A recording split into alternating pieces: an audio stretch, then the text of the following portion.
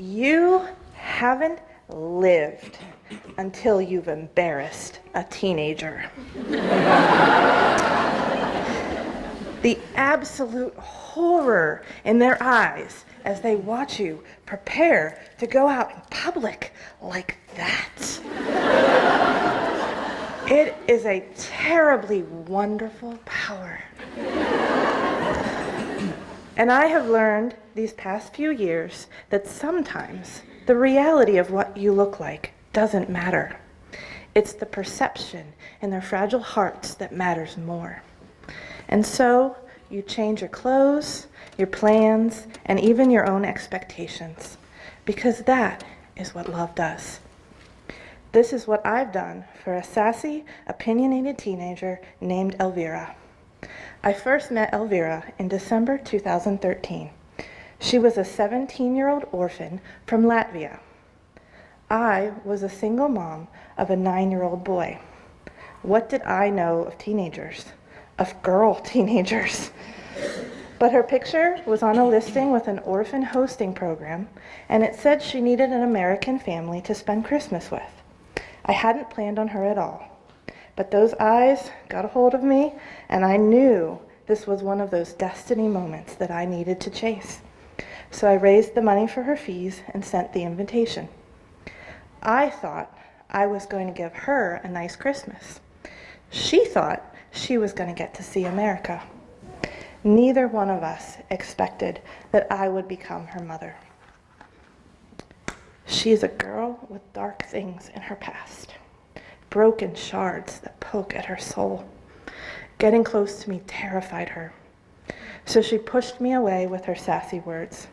She could not be rejected if she rejected me first. This hair? This gray? Why you have this? You know a woman. Why you use this machine for washing dishes? Maybe you know real woman? Understand how to use sponge? How you ever find man this way?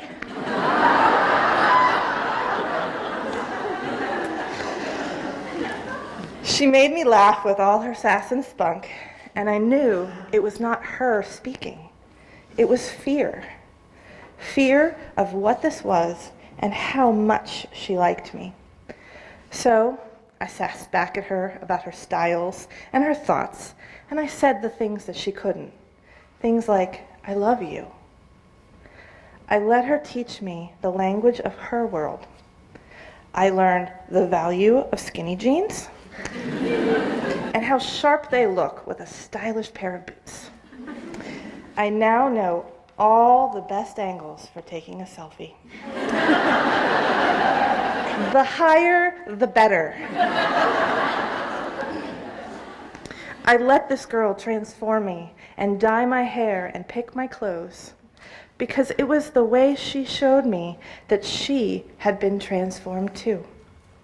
And so she left that first hosting loving and being loved. This was not just a teen girl, and I was not just a nice American. We were family. And when she returned the next summer, I met her at the airport and showed her the tattoo I had just gotten. Her name, physical proof of her permanency in my heart. She looked at this and she said, oh, this is so beautiful, but you are a very stupid woman. You have this now, and this is good, and you like, but probably we will have conflict. Then you will look at this with hate. And I said, of course we will have conflicts. But the way she had changed my life was something I would never regret. I needed my body to reflect that. And she smiled. With that, we both understood what we are to each other. And slowly, we began to say the things that are true. I said maybe she wasn't born in my body, But I think somehow a little bit of my heart was born into her heart, and we were just waiting all our lives to be together. And she said, yes, this is true. One day, after a misunderstanding, a conflict, I sat on her floor and listened to her tell me her grievances. And she said if I was anyone else, she would not be speaking to me. She would have walked away and not looked back. Relationships are destined to be broken. She counted out the pain of that on her fingers, each one a name teaching her love doesn't last. And she dropped her hands and she said, but to you, I still speak. I think it is because I have to. I cannot stop. Then she tells me that her grandmother used to say, a friend is wonderful, but you also need a mother to whisper out the most secret of secret things. A mother is the one who listens and the person who truly understands. And she stopped and looked at me. I do not think I need a mother. I am too big for this. I had a mother, and now she is not here. She broken me. I never want a mother again. But I think my grandmother is right. You are no my mother, never my mother. But I tell you first, all things, you understand me. You are, and I say, mother friend? Yes, no one outgrows their need for this kind of mother.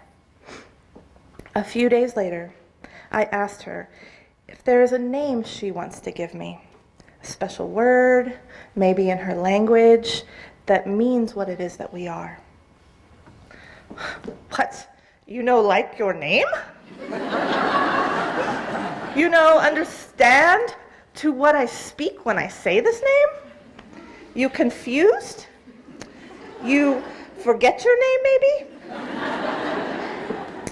And I laugh and I say, no, but many people use my name, and she's not anyone. I don't say your name as anyone. You know the things behind. You know with what I say this name. I know also. A shrug, and it is decided. I am mother friend. Mother not mother. Unspoken yet known. Later, she tells me her mother's name. There is power in speaking it. There is identification of personhood as daughter of.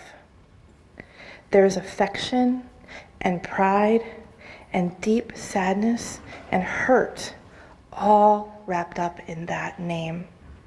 Only this woman can claim ownership to the name of mother and all the things that accompany it. I marveled at the beauty of this gift laid at my feet, the trust, the surrender. I wanted to weep, to hold this girl forever. Instead, I quietly said, I think I would have very liked your mother.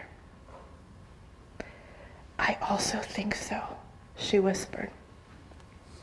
And we silently welcomed this woman into our circle.